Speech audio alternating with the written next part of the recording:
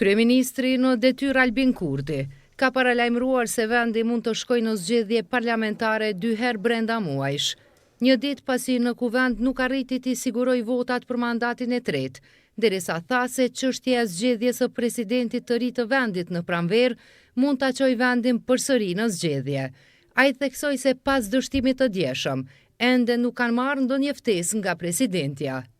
Mbas është për të ardhur keq që do të mund të kemi përveç balotazhit edhe 2 herë zgjedhje, edhe zgjedhjen dimër edhe zgjedhjen pranverë, sepse kur nuk arritëm t'i bëjmë 61 deputet për një qeveri të re, atëherë është vështirë imagjinueshme që do të mund t'i bëjmë kollaj 80 deputet në pranverën e vitit arshëm, dhe i kemi vetëm 4 muaj drejt zgjedhja e presidentit apo presidentes, pra afatet kohore po ikin me shpejtësi dhe është për të ardhur keq se përveç balotazhit do të mund të kemi edhe 2 herë zgjedhje, kemi mundur së paku këto zgjedhje të dhjetorit t'i evitojmë.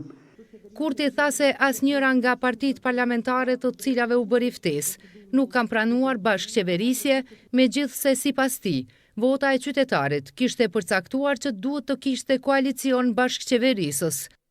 Në këtë atmosferë si jemi tani, unë nuk shoh mundësi për koalicion, por në zgjedhjet e ardhshme do ta keni atë që në fakt nuk është se s'është ditur. Një lloj referendumi. Midis asaj çfarë kemi parë në këto 4 vjet e gati 8 muaj të qeverisjes sonë dhe të asaj çfarë kishim përpara.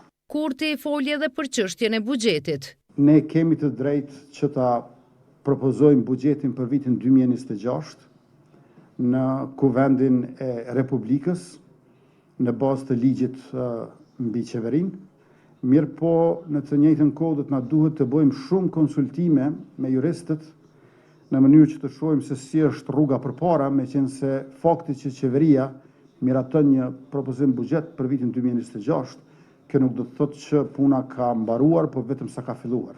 Kreu në detyrë i qeverisë, i cili është kryetari i vetëvendosjes, tha se 4 vitet e këtij mandati kanë dëshmuar se qeveria është e qëndrueshme.